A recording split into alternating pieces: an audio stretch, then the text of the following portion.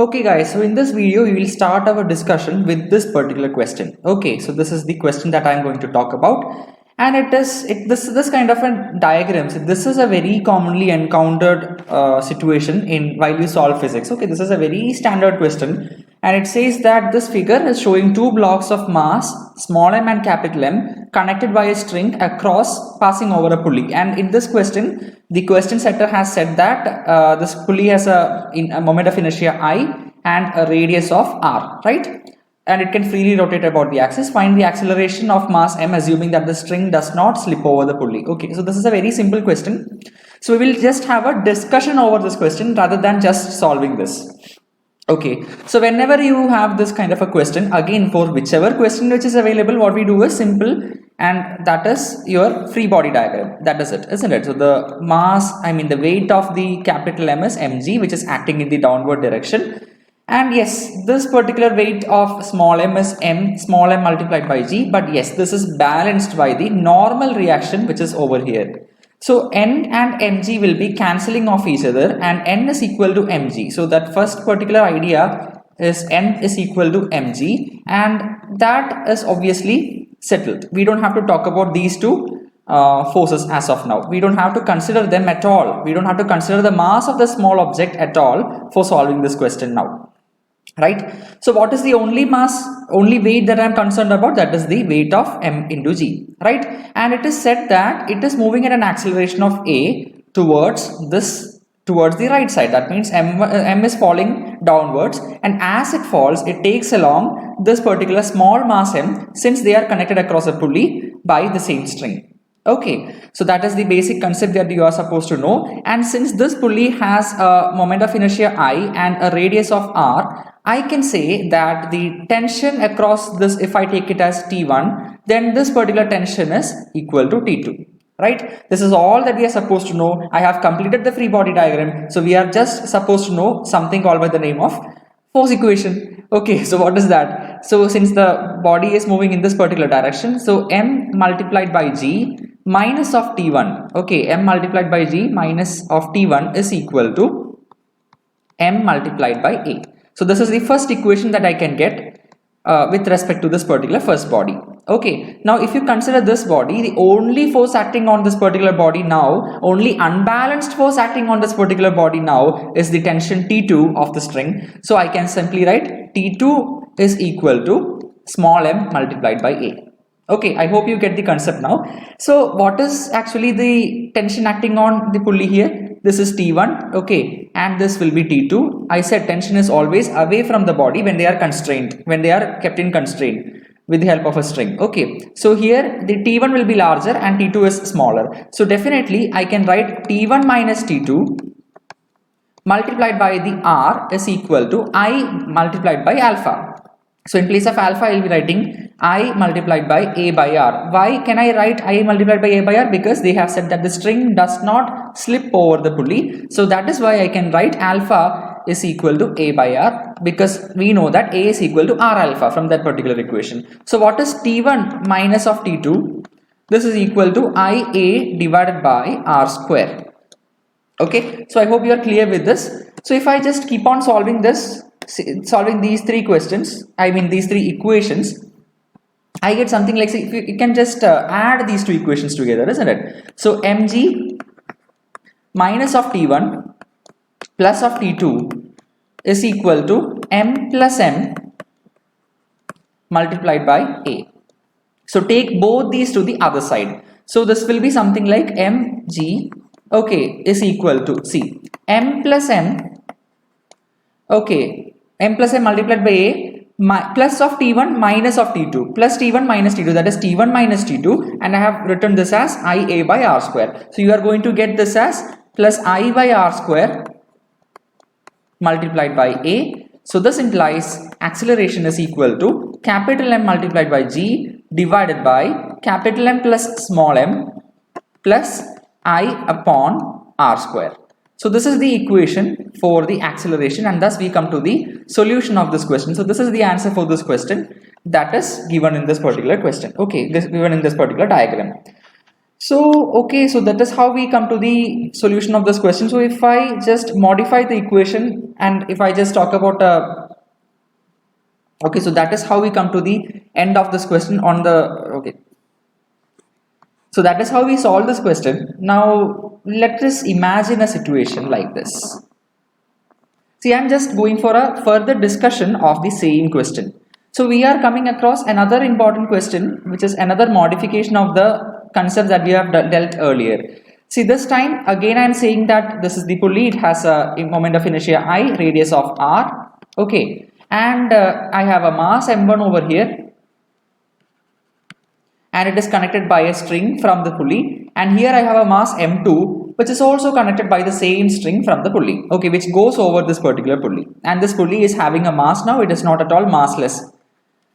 Okay, but the point is that this time this inclination is theta 1 and this time this inclination is theta 2. So the inclination is different for each of them, right? So if I start solving this, again I know that this is m1 g sine theta and this will be t1, so this will be t2, and m2g sine theta will be the value here. Yes, this is m2g sine theta, right? So how will you find this particular? Again, I'm going to write this particular equations once again so that it becomes clearer, or we can directly solve it by the net external forces m1g sine theta minus of m2g sine theta. T1 and T2 are inside the system, so we can just subtract that and then we add the mass.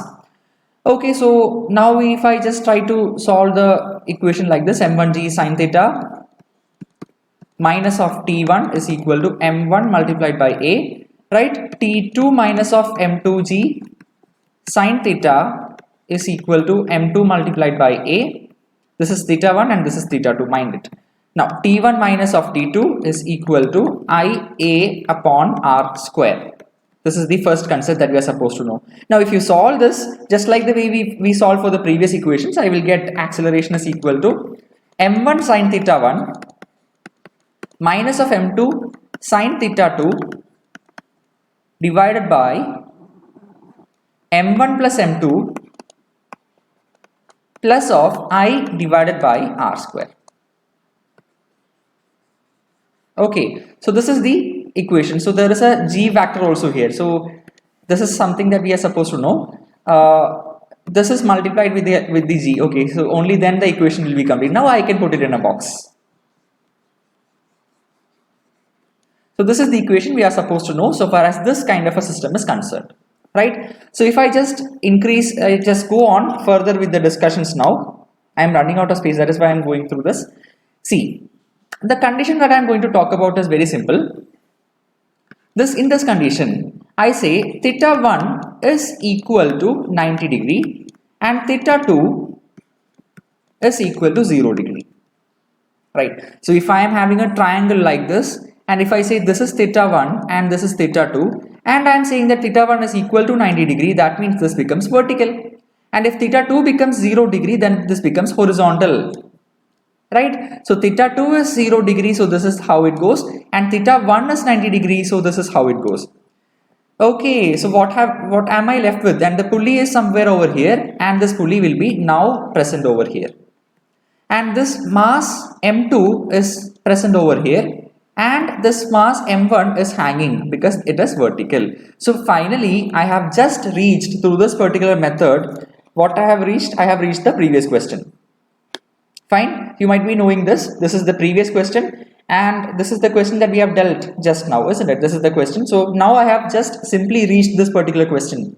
So that means this is a peculiar condition in this particular general equation. You can consider this as the general equation, and this particular condition is when theta 1 is equal to 90 degree and theta 2 is equal to 0 degree, a peculiar condition in that. So if I just plug in the values over here, a is equal to m1 sine 90 is 1, okay, and m2 sine the theta 2, if I plug in the value of theta 2 as 0 degree, sine 0 is 0, so this will be 0. So this will be m1 multiplied by g divided by m1 plus m2 plus I by r square. So that will be there.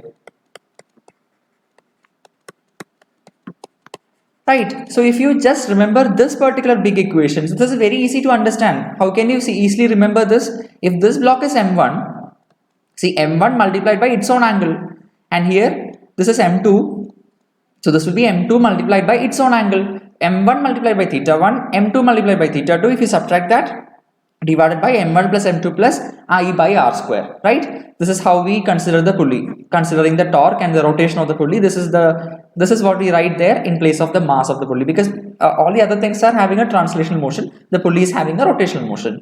Okay, so this is something that is equivalent for saying mass, right? So that's it. So this is how we come to the end of this discussion. So I hope you can remember this very easily, and with that you can solve any question that is asked from here. So we have discussed almost all the basic questions that they can ask in the NEET exam from the constrained motion or the pulley motion, right? And from there, if you learn the general formula for each of them, you can directly equate, you can directly find out the specific formula for that, and you can you can save a lot of time in the exam. Okay, so that was my intention of discussing these things over here. So let's proceed to further certain questions from the same book from which I have taken the previous question. Okay guys, so see, I'm just taking you towards the simple attribute system once again, but this time I'm considering the condition where the pulley has a mass, so it has a moment of inertia I, and the radius of pulley is r. So what was the equation that we had written here? We said that it is m1 minus m2,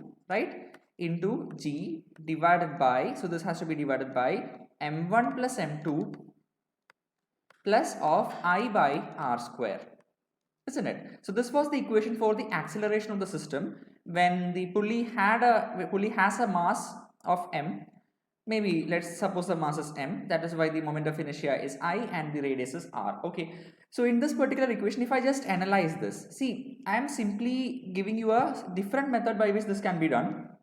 In order to go for these kind of equations, we have written the equation just for the sake of understanding how to go about when you have a free body diagram, and if you are supposed to write the equations, then how will you go through that. See, a simple method to do this is because, see, a simple method to go through this is that, see, let us suppose this is the entire system. So this particular big thing is the system, isn't it? You have a complete system over here. So I'm just making the system within a dotted line. See, these two, m1g and m2g, are the two important external forces with respect to this big system. For this big system, T1, T2, okay, these two forces, these two tension over here, and obviously the torque in this particular area, all these things are internal forces, right? So if those are the internal forces, then I can say that acceleration of the system is equal to net external force divided by the total mass, right? So how will I go about this? m1g is towards this direction, m2g is towards that direction. Both are opposing each other, right? Both are actually opposing each other, but m1g is more than m2g. That is why it is moving with an acceleration of a towards this side. So I can say the net force is m1g minus of m2g, net external force. As I was telling you, the T1, T2, all those kind of stories are inside this particular system. We don't have to consider that. But the external forces are M1 and M2. So if you subtract this, and now what is the total mass over here? M1 is the mass of this block, M2 is the mass of that block. Now with respect to the pulley, since it is having a rotational component, we are supposed to consider the rotational component only and not the mass, because all these things are having the translational motion, but the pulley is having a rotational motion. So in place of mass over here, in place of the mass of pulley, I will be writing it as I by r square. Okay, you have understood this, isn't it? I is equal to something into m r square. So if you just cancel that out, you will get the mass itself. So we are just considering the total acceleration. So this is how you can very simply derive the equation for acceleration. Now try this kind of an approach for whichever questions we have done previously. So in this particular lecture, as 2 videos, isn't it? We have done around 4, 5, 6, 7 questions were done. Now try this kind of an approach, net external force. You consider the entire thing as a system. You take the net external force and then divide it by the total mass. In place of pulley, if at all it is having a mass, if at all it is having a moment of inertia, if at all some torque is unbalanced over here which makes the pulley rotate, you can use this kind of an approach, and for that you will be substituting I divided by r square as the component of mass of, in place of the mass of the pulley, you can substitute this particular value. Okay, so if you have understood this kind of an approach, let's try to use this kind of an approach in a question. So I am just modifying this kind of a system, and this is a very commonly asked question in the exam. At least in the practice test you might have seen this kind of a question. right? So here I have two pulleys. Now I'm saying that both pulleys are identical. They are identical, and they have both of them have moment of inertia I, and the radius of each of these is r. If this is r, then I am saying that this is also equal to r. The moment of inertia of this is I. The moment of inertia of this is also I. Right? So if I start solving this, we said that in plain I can directly write all the equations here, isn't it? This is m1g. Okay, I will just make the free body diagram for you to make your solution easier. This is t1, right? And this is m2g, and this will be t2. Now what is happening here? If T1 is this, so there should be something different. So this is T3, and here it is T3 itself over here. Only then both of the pulleys will rotate. You can make your own equations and solve this, but there is a simpler approach as I was telling you. The acceleration is equal to sum of the net external force. So my system is somewhat like this. So this is my system. This big thing is my system. So definitely T1, T2 and T3, all these three tensions which are inside my system, I don't have to consider those. So what is acceleration as such? Acceleration is equal to net external force. The acceleration is towards this direction. This is how the whole body, whole system is accelerating. So therefore, I can say that my net external force is m1g minus m2g. So that will be equal to m1 minus of m2 into g divided by net mass m1 plus m2 plus what? See, I have to consider this pulley, I have to consider that pulley also, but in place of that they have given I and R, and I have to consider the rotational component here, the rotational aspect of the working of the pulley here. So I will be substituting it as I by R square. So this is one I by R square, this is another I by R square. I have to add them, so I will get 2I by R square. So that is what I will be substituting here, and this is the answer for this question. Okay, so you have understood, I hope you have understood this kind of a concept, that acceleration is simply equal to net external force. Consider the system, find which all forces are external, subtract them to get the net external force divided by the total mass. If the pulley is having a mass, if the pulley is having a moment of inertia due to which it is rotating, you take it as I by R square. Okay, so this can be applied in all our previous questions. Try solving that on your own. So let that be a work for you. Okay, so let's proceed with the further discussion now.